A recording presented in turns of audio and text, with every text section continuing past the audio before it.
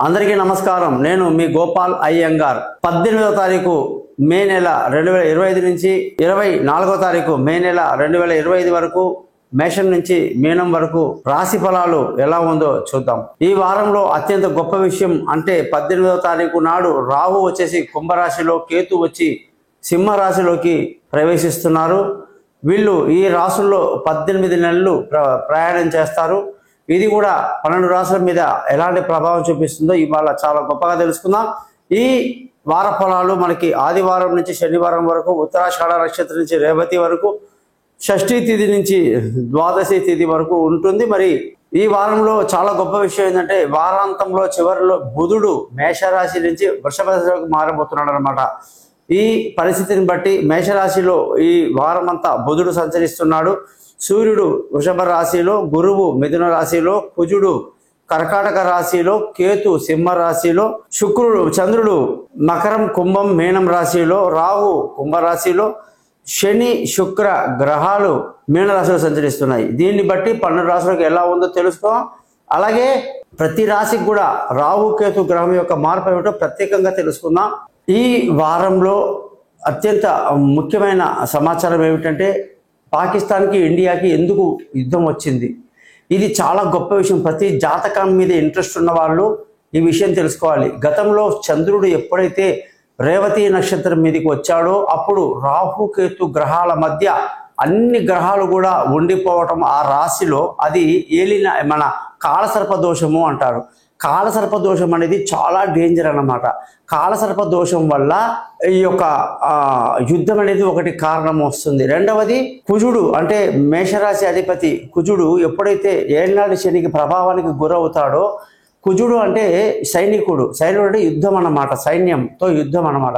So యుద్ధరంగం అనేది జరుగుతుంది. కాబట్టి ఎప్పుడైతే మేషరాశికి శని ప్రభావం ఉండడం వల్ల కూడా ఈ యుద్ధానికి కారణం అన్నమాట. అలాగే ఎప్పుడైతే రేవతి నక్షత్రం నుంచి చంద్రుడు ప్రయాణం చేస్తూ అన్ని గ్రహాలు కూడా రాహుకేతు మధ్యలో ఉండిపోవడం భయానకమైన వాతావరణాన్ని, యుద్ధ వాతావరణాన్ని, అనేక రకాల ఇబ్బందుల్ని దేశంలో కల్పించింది.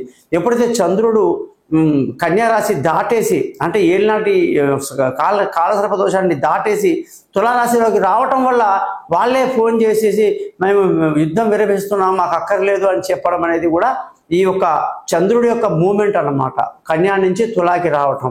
సో ఈ యుద్ధం ఇప్పటితో ఆగదు, ఇంకా కొంత టైం పడుతుంది. ఈ ఉద్రిక్తతలు ఉంటాయి. ఎప్పుడంటే ఈ కాలసర్ప దోషంలోకి మొత్తం అట్లీస్ట్ కుజుడు బయటికి రావాలి, కుజగ్రహం కానీ బయటకు ఒక కనీసం 2 months అన్న పడుతుంది. అలా ఏదైతే రాహు కేతుని దాటుకొని కిందికి గ్రహాలు వస్తాయో అప్పుడు కానీ ఈ యుద్ధ వాతావరణం అనేది పూర్తిగా పోదన్నమాట. ఆ విషయాన్ని అందరూ గ్రహించాలని తెలియజేస్తూ, రాహు కేతు తర్వాత ఒకే ఒక గ్రహం చంద్రుడు బయట ఉన్నా కూడా కాలసర్పదోషం ఉంది అనే వాళ్ళకి ఇది చాలా ఇంపార్టెంట్ విషయం. ఏంటంటే చంద్రుడు కానీ ఎప్పుడైతే బయటికి వచ్చేస్తాడో రాహు కేతు నుంచి అప్పుడు ఖచ్చితంగా ఈ యొక్క కాలసర్ప దోషం అనేది తొలగిపోతుంది అన్నమాట. ఓకేనా?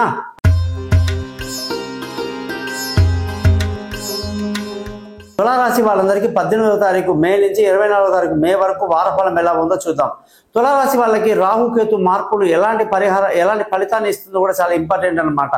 ముఖ్యంగా ఈ రాశి వాళ్ళకి రాహు పంచమంలోకి రావటం, 11వ ఇంట్లో కేతు రావటం అనేది జరిగింది.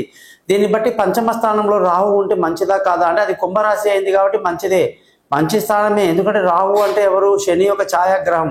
శని తులారాశికి మంచి మిత్రుడు.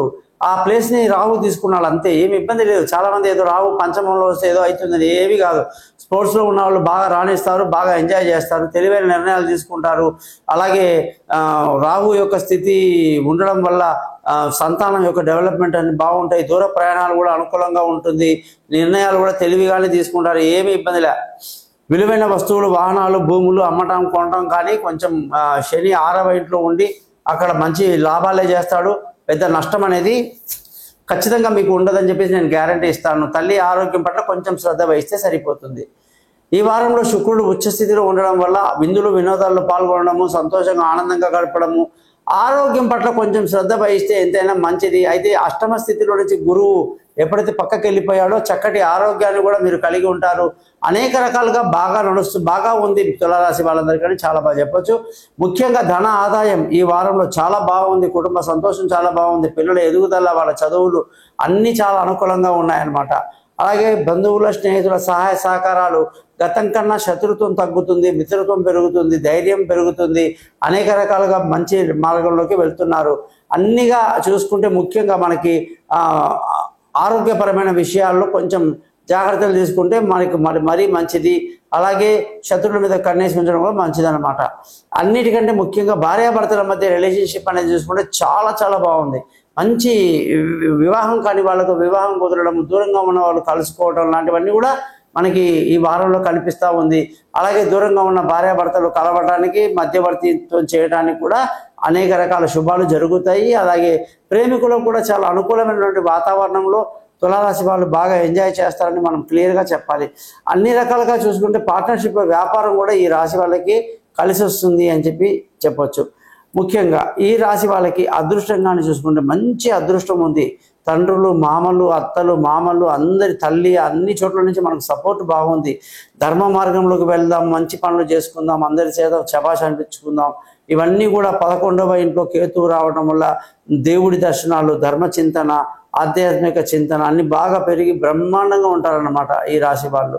అలాగే అదృష్టం కలిసి రావడం ఆనందాన్ని కలిగిస్తుంది. ఉద్యోగంలో ఈ వారం అంతా కూడా ప్రమోషన్లు, ఇంక్రిమెంట్లు, పై అధికారుల ప్రశంసలు అద్భుతంగా ఉంటాయి. మీ తెలివితేటలు బాగా గుర్తింపబడుతుంది. అనేక రకాలుగా మీరు కొత్త ఉద్యోగంలో అవకాశాలకి బాగా ఇంటర్వ్యూలు సక్సెస్ అవ్వడం కానీ, వీసాలు అప్లై చేసుకున్న వాళ్ళకి వీసాలు రావడం కానీ అన్నీ కూడా చాలా అనుకూలంగా ఉందని చెప్పేసి ఈ రాశి వాళ్ళకి మనం చెప్పాలి. ఈ రాశి వాళ్ళందరికీ కూడా వ్యాపార పరంగా ఇప్పుడు వ్యాపారంగానే చూసుకుంటే అష్టమంలోకి సూర్యుడు ఉండడం అనేది వ్యాపారంలో తీవ్ర నష్టాన్ని బాగా దారితీస్తుంది. అష్టమంలో ఎవరు ఉండకూడదు. అష్టమ స్థితిలో ఎవరున్నా అందులో శత్రువులు ఉంటే ఇంకా డేంజర్ అన్నమాట. అట్లాగే తులారాశికి అష్టమ సూర్యుడి వల్ల నష్టం బాగా ఉంటుంది. వ్యాపారం ఏది చేసినా కూడా దాంట్లో అనుకోని నష్టాలు తీవ్రంగా ఉండడం అనేది కూడా మనకి ఇబ్బందికరంగా ఉందని చెప్పి తులారాశి వాళ్ళకు చెప్పాలి. ఇకపోతే ఖర్చుల విషయానికి వస్తే ఖర్చులు కూడా బాగా ఎక్కువగా పెట్టేస్తారు ఈ వారంలో. కాబట్టి అన్ని శుభకార్యాల్లో కూడా మీరు పాల్గొనేటప్పుడు మార్కెటింగ్, షాపింగ్కి వాటికి వెళ్ళేటప్పుడు ఏ పని చేసినా ఆలోచిస్తూ ముందుకెళ్ళాలి. అంతేగాని తొందరపాటు పడి మీరు ఇబ్బంది పడొద్దు. అలాగే ఈ రాశి మొత్తానికి, ఈ తులారాశికి శుక్రుడు సరిగ్గా 6వ ఇంట్లో ఉండి ఉచ్చస్థితిలో ఉండడం వల్ల శుక్రమంత్రం అంటే హిమకుందం రుణాలాభం చదువుకోవటం, ఆ లక్ష్మీ అమ్మవారికి పూజలు చేసుకోవటం అది బాగుంది. కుజుడు చాలా ఫేవర్గా ఉన్నాడు. గురువు పర్వాలేదు. శని ఓకే బాగానే ఉన్నాడు, ఇబ్బంది ఏం లేదు. అలాగే గురువు అది కూడా పర్లేదు, పెద్ద ఇబ్బంది ఏం కాదు. అలాగే సప్తమ కుజుడు బాగానే ఉన్నాడు. అలాగే అన్ని రకాలుగా బుధుడు చాలా బాగా ఫేవర్ చేస్తున్నాడు. చంద్రుడు ఫేవర్ చేస్తున్నాడు. సూర్యుడు చాలా ఇబ్బంది పెడుతున్నాడు. కాబట్టి ఆదిత్య హృదయం ఇప్పుడు లక్ష్మీ శాస్త్రం చదువుకుంటే సూర్యుడు మనకు ఫేవర్ చేస్తున్నాడు. ఆదిత్య హృదయం సూర్యాష్టకం అనేది రోజు చదవండి మీరు. అలా చదవడం వల్ల తులారాశి వాళ్ళకి ఈ యొక్క సూర్యుడి యొక్క అష్టమ స్థితి నుంచి మనము ఇబ్బంది కలగకుండా బాగుంటుంది. కాబట్టి మీరు బాగా గమనించి సూర్యుడి యొక్క మంత్రాన్ని చదువుకోవడం వల్ల వ్యాపారంలో తీవ్ర నష్టాలు ఉంటాయండి. ఆ నష్టాల నుంచి బయటపడడానికి నేను మార్గాలు చెప్తున్నాను మీకు. అలాగే ఖర్చుల విషయానికి వస్తే బీభత్సంగా ఉంటుందని చెప్పాను. కాబట్టి మీరు శుక్ర మంత్రం, సూర్య మంత్రం చదువుకోండి. అలాగే ఈ జాతకం మొత్తం కూడా మీరు తెలుసుకోవడానికి నన్ను కాంటాక్ట్ చేయండి. పైన నెంబర్లు ఇచ్చాను. ముఖ్యంగా ఈ ఛానల్ని సబ్స్క్రైబ్ చేయడం మాత్రం మర్చిపోకండి. మీ గోపాల్ అయ్యంగార్.